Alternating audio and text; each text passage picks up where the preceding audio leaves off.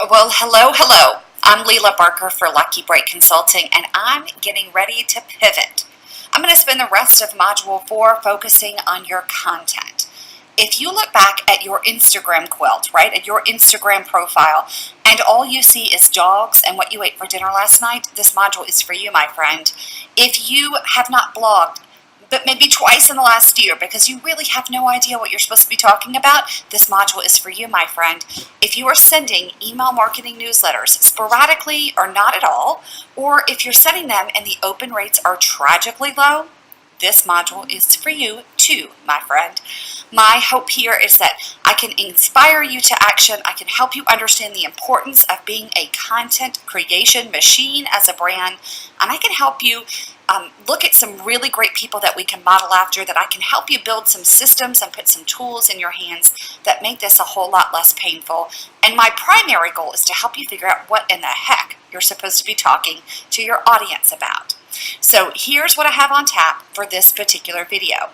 We're going to talk about how the content you create reinforces your core conversation. We're going to explore the lens that you must look through to create solidly branded content that really resonates with your audience. I'm going to explain to you what I mean when I say content buckets. We're going to talk about what they are and how you will ultimately mix and fill those buckets.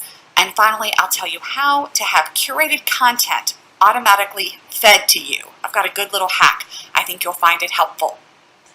By way of support materials, we are continuing to work through your Module 4 workbook, filling in all the blanks as you watch those videos. I hope that you are collecting the check marks on your progress tracker. And then also I have a new worksheet that we're going to carry through the next several videos. It's called the Customer-Led Content Planner. It's a long one. It's a doozy. But again, we're going to work through it through several videos. All right, so let's talk about the art of creating content. Whether we like it or not, modern brands are content creating machines.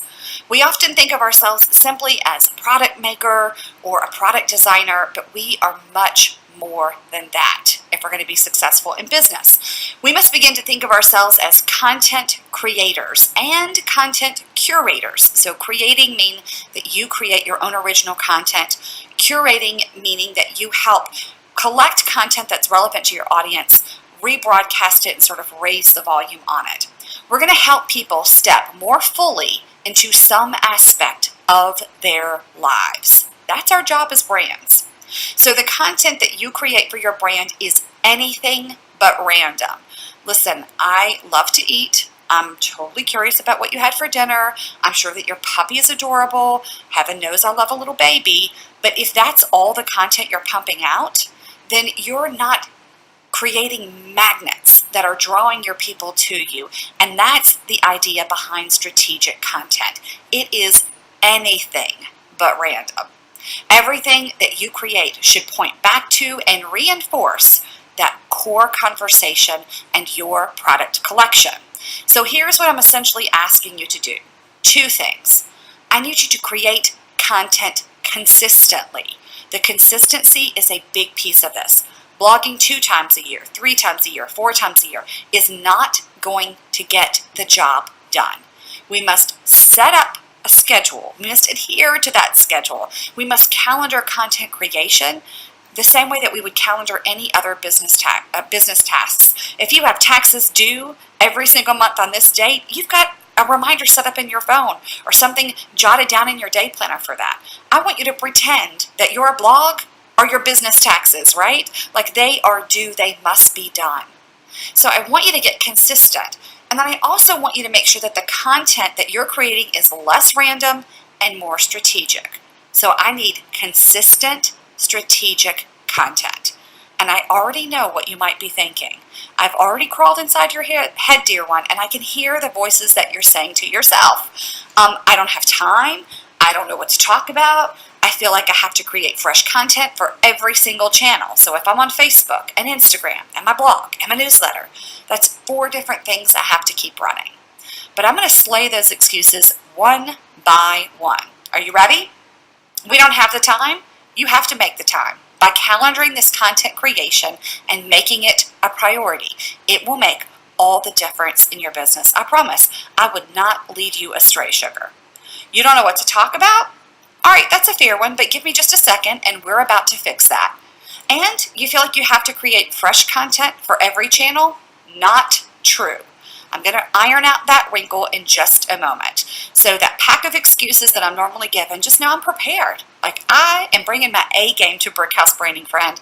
Those aren't going to be allowed to stand. We're going to get you creating content, even if I have to drag you kicking and screaming. Hopefully I won't, but I'm prepared to do that. So you need to start seeing your brand as a microphone. There is a reason that I call your niche a core conversation, because the word conversation implies discussion. It implies engagement, and that's what we need to do. So you're going to have a microphone in your hand in order to do that. You are speaking to your customers through 4 primary channels: your website, your blog, your email marketing newsletters, and your social media platforms. You need to churn out fresh content each and every week. But here's the good news. Much of that content can live in multiple places, and I'll show you an example in just a moment. So we're not starting from scratch on every platform with every post. It does not have to be that difficult. But I want you to understand that people are going to get really bored really quickly if all you talk about is product, product, product, or your dog, or what you ate for dinner last night. We have to give them something that's a little more holistic, a little more three-dimensional. We want some depth. And again, that depth revolves around, you guessed it, your core conversation.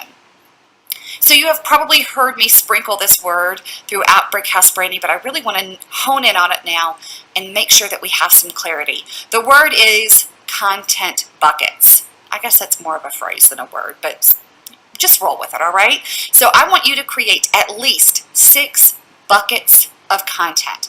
These are basically umbrellas of content types. They're different types of material that you're going to create for your brand, and we obviously need some diversification. Again, if it was product, product, product, that's one content bucket, but I want you to have 6. I'm going to show you some examples in just a moment, so no anxiety.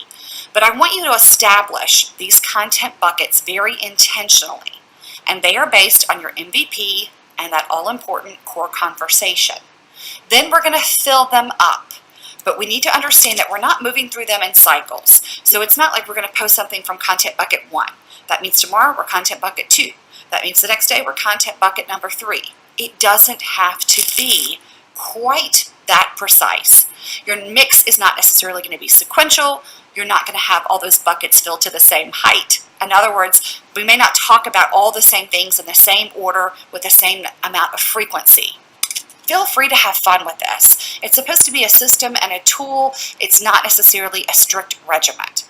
But we're going to take those 6 content buckets and have them become the categories of discussion for your brand.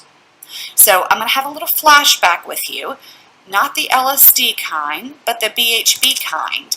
And you may remember this slide from module number 1. We talked about core conversations as the primary focus of dialogue for your brand. It's what you want your brand to stand for in the mind of your customer. It's what you're willing to build your brand authority on. It's what you want others, how you want others to refer to you.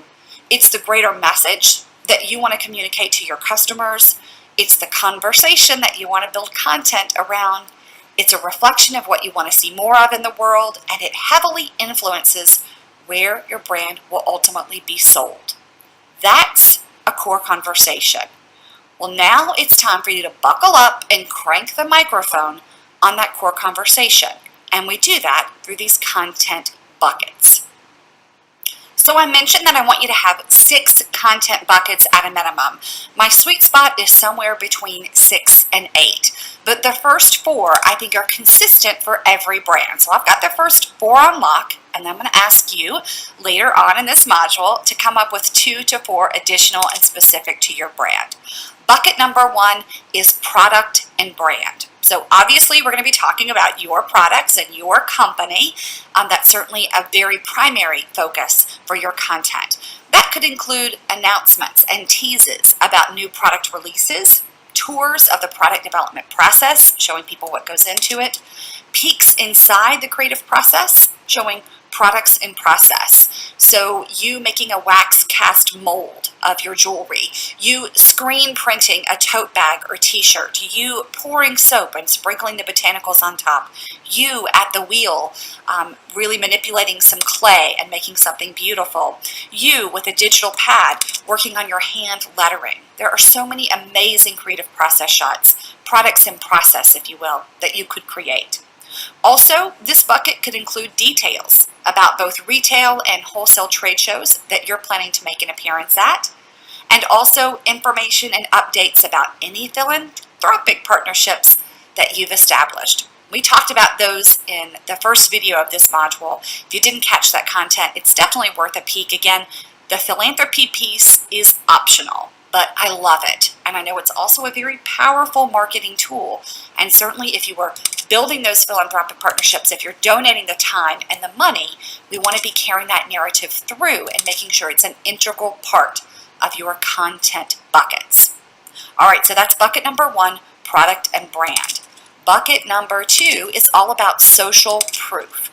Social proof is what helps your brand build credibility. So people always want to see how other people are reacting to you. It's human nature. That's why we look at how many followers someone has on Instagram. That's why we read product reviews. That's why we're impressed when you get a big magazine feature. So we're going to integrate social proof into our content package as well. That could be testimonials from your customers. Someone drops you a little love note. You can certainly put that at the bottom of your company newsletter. You could turn it into a graphic that then is posted on Instagram. You could put it into your product pages. Lots of places to use those. Press mentions. You certainly want to be promoting. When a blog or a magazine or podcast features your work, let's make sure we're shouting that out multiple times.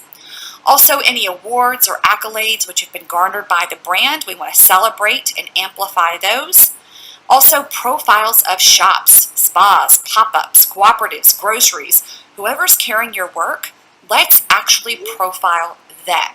Because 1, it helps to build and fortify the relationships with your wholesale partners. It makes them really happy. 2, it's easy content for you to generate. Number 3, there's a credibility issue here. So when one shop sees that this other shop is raving on your product, can't keep this product on the shelves, is being really successful with your brand, it makes them more inclined to carry you. So one form of social proof is profiling the shops that are already working alongside you. So bucket number 1, products and brand. Bucket number 2, social proof. Bucket number 3, your customer as the hero. We talked about this in module number 3. Remember where we said that the customer is the hero, your product is the tool, and your brand is the mentor. If that doesn't sound familiar, circle back to module number 3. But essentially what we're trying to do is help your customer step more fully into some narrative or version that they are hosting about themselves, and your product is the tool that gets them there. So we want to make sure that we're bringing your customer into this brand as well. We need to showcase them on your blog in order to reinforce the narrative. And that has several key benefits. 1, easy to generate content. You could type up a list of questions and dispatch them to key customers and invite them to play along and do a little interview with you. Drafting the initial questionnaire and that invitation email asking them to participate will probably take you about an hour to complete. But think about this. If we spent an hour building the questions and the invitation email, then it would only take seconds to dispatch it periodically to different people. And moving forward, those people would complete the questionnaires, and the only time you need is the time necessary to cut and paste their answers, pop it into your blog, maybe make a graphic, and voila. It's a blog post that you invested very little time and energy on. It also helps to create a sense of community, and it creates content that is deliciously shareable. The featured customers are very likely to spread the word to their networks. Hey, did you see that I was on this blog? Did you see I'm in this newsletter? And that lets you widen your audience by tapping their audience of family, friends, and influencers. So your customers as the hero, super smart, super strategic content bucket. I had promised you 4 content buckets. Your fourth and your final is complementary brands. So flashing all the way back to modules 1 and 2, we talked about what a complementary brand is.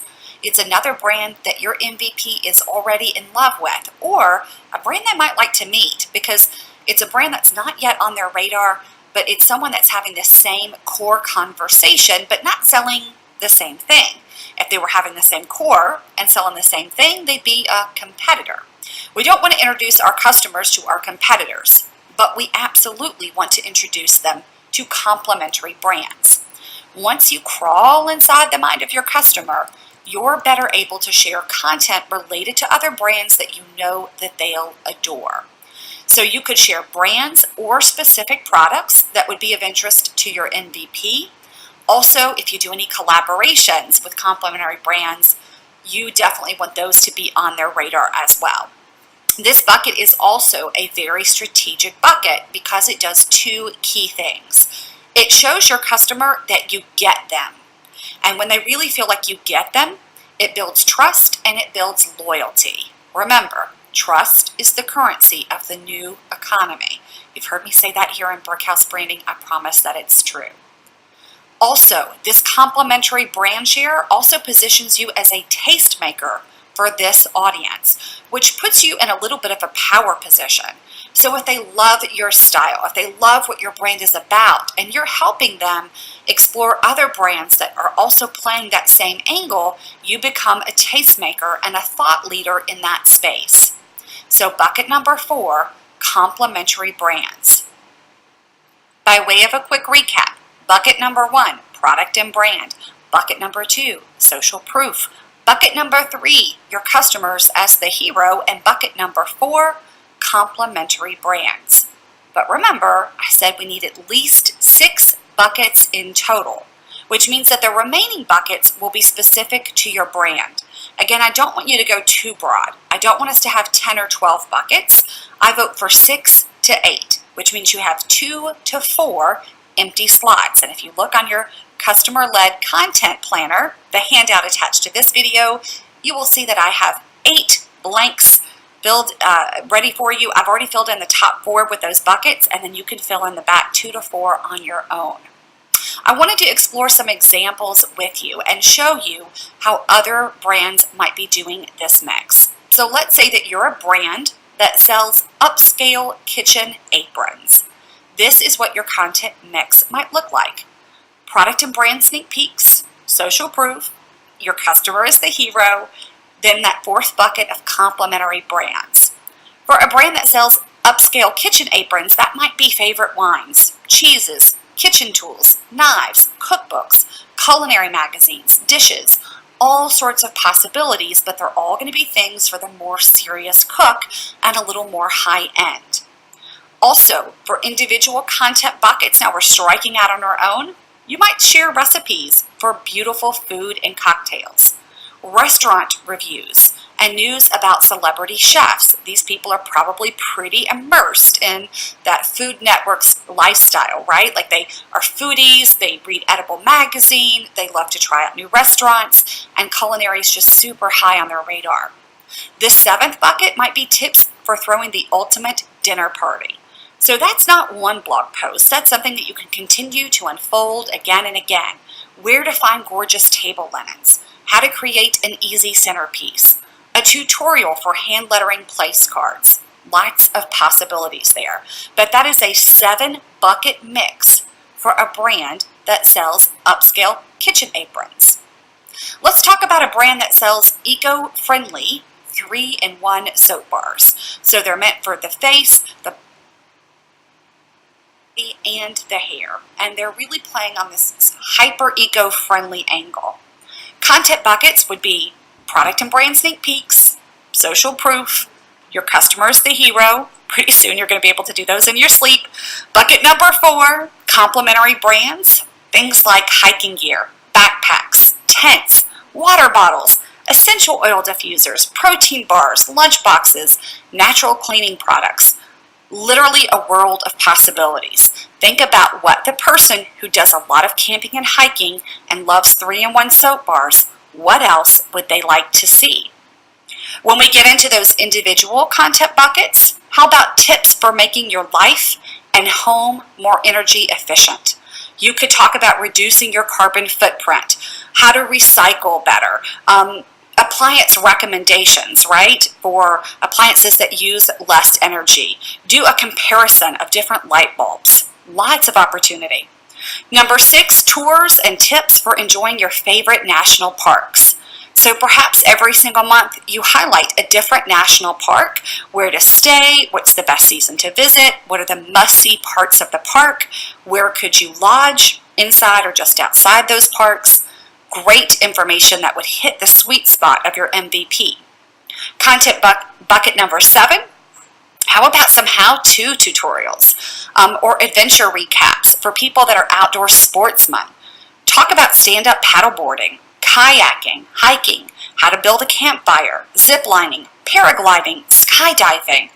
Those are rich content buckets. And what I love about it is your MVP would come back to read your blog.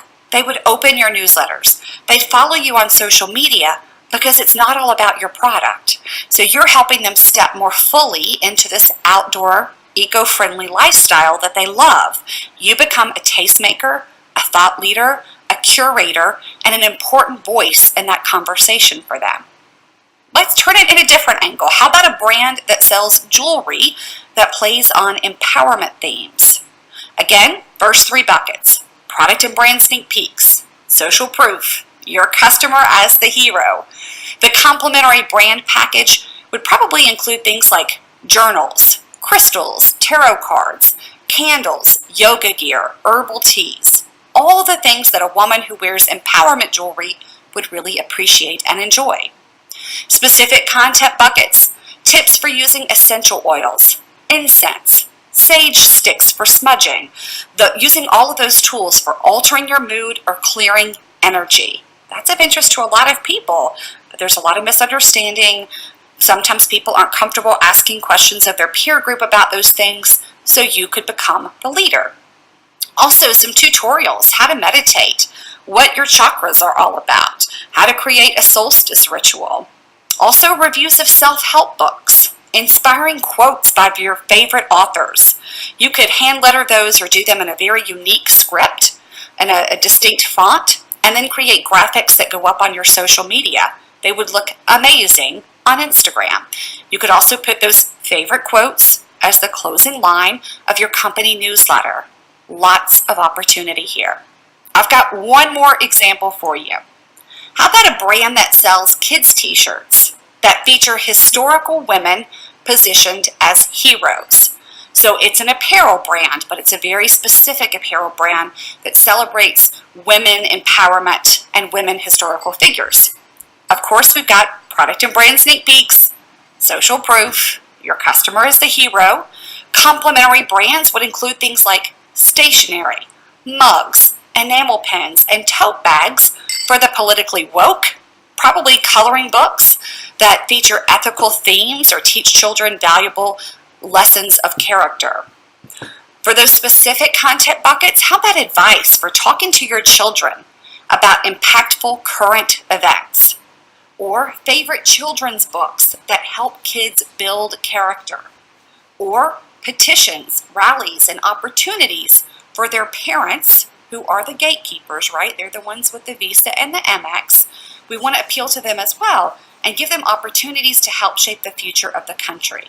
So hot button issues, you might be staying away from those, right? If you're a brand that sells kitchen aprons, because it's not relevant. But you might step fully into them as a brand that sells empowerment teas based on historical figures, and that ties into current events for children. So knowing your audience guides and informs what you're talking about. But in every single instance, you must have those customer spectacles firmly affixed to your face as you create the branded content. Again, this is anything but random. I realize that it may sound like a broken record, but I really want you to get that through your head. Lodge it in there. Let it be an earworm that sticks around for a very long time. I see sometimes brands that are just all over the map, and I don't know who they're for. I don't know what they're talking about. it just seems so disjointed. And when our brains can't make quick sense of something, we move on. So I want people to instantly get what you're about. I want them to see you as a leader in this area. I want them to come back to you, to follow your social media and to open your newsletters even when they don't need the thing that you're selling. And you may think, well, why do I care if they open my newsletter? If they're not going to buy anything from me? It keeps you top of mind. So when they're ready to buy, they'll do it through you. It also keeps you top of mind. So when their girlfriend talks about going hiking, they go, oh my gosh, you got to try these soaps. Or when somebody else needs a birthday gift, you can recommend the children's t-shirts, right? You want to stay top of mind even if people aren't ready to give you their MX number. And the way that you stay top of mind is by creating consistent, strategic content that is viewed through the lens of your MVP. If you want a quick little hack for curating content, I have some good news for you. So I talked earlier about creating content, and you're going to be doing a whole lot of that. But you can also curate content, which means it's not original to you. It's something that's already out there, and you basically retweet it, reshare it, and amplify the volume on it. Obviously, you want to make sure you're doing this ethically. You don't swipe someone's images from Instagram and claim them as your own. You don't copy whole blog posts and repeat them, but you can absolutely share relevant content with your audience.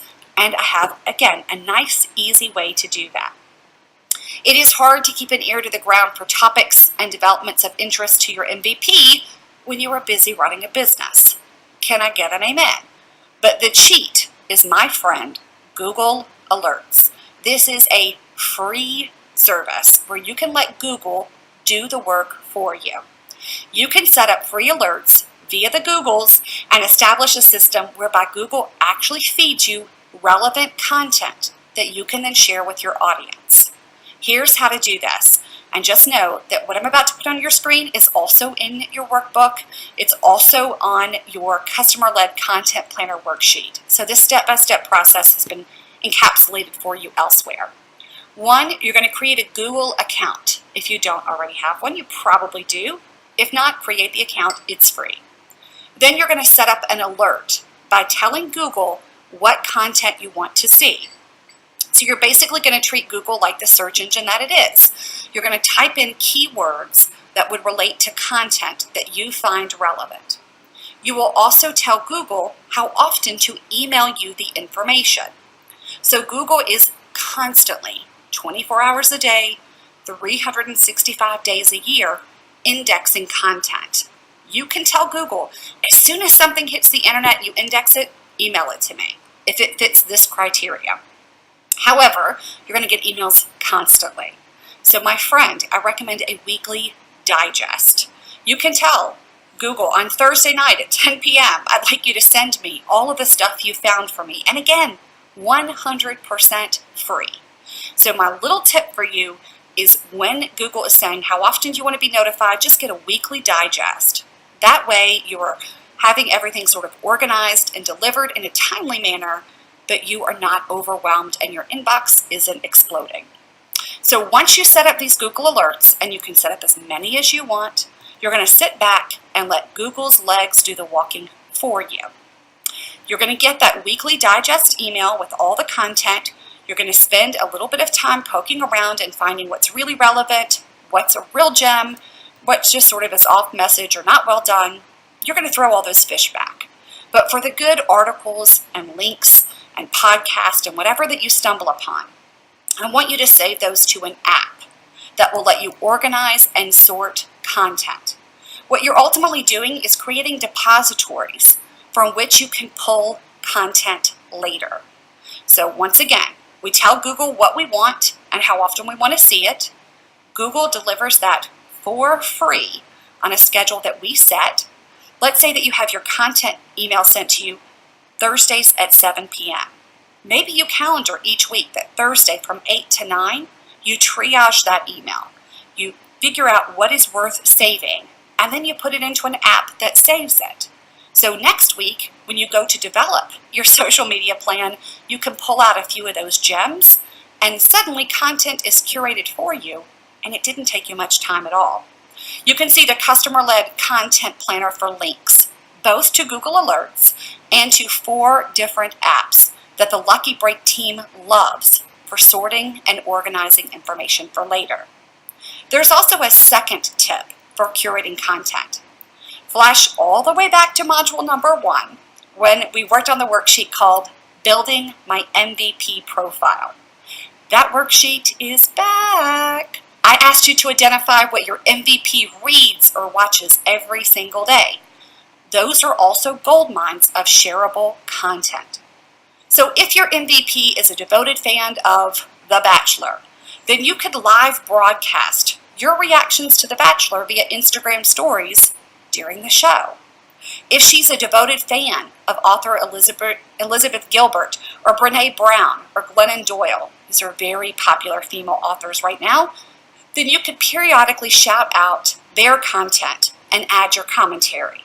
Again, you don't want to repeat every blog they've done, and you never take a full blog, but you could sort of ping your audience in your newsletter and say, oh my goodness, Glennon Doyle said this week and it hit me right in my gut. Excerpt a couple of sentences and then say, click here to read more on Glennon's blog, right? So in that way, you're not pirating their content. We don't want to do that, but we are amplifying the volume on it. Also, if she's an exhausted mom with a serious sense of humor, then you could share wacky videos that are created by Melissa Radke or the website imomsohard.com. If you need a giggle, if Module 4 just gets too deep for you, I humbly suggest that you go Google Melissa Radke or visit imomsohard.com. It's guaranteed to lighten the mood. But there are lots of ways to curate content, but it all starts with knowing what your MVP wants or knowing what they read and watch every day or should be reading and watching every day. You want to become a tastemaker and an influencer in their life, and this is how you do it.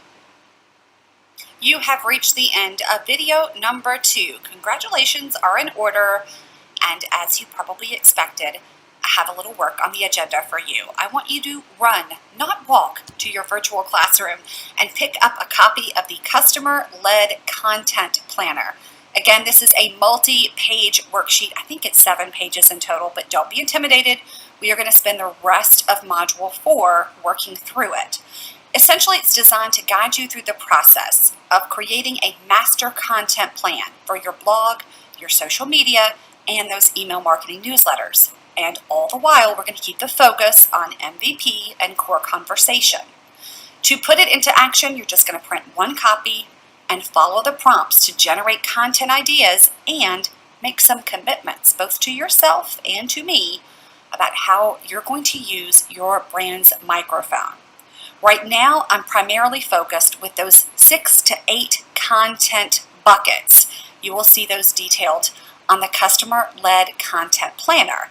And if you take a quick stretch, do some neck rolls, a little downward dog by your desk, refill your herbal tea or your sweet tea if you're here in the South, then you can join me for video number 3, where we're going to talk about your favorite subject, blogging. I know. Nobody gets excited about it. I'm the only one that gets excited about blogging.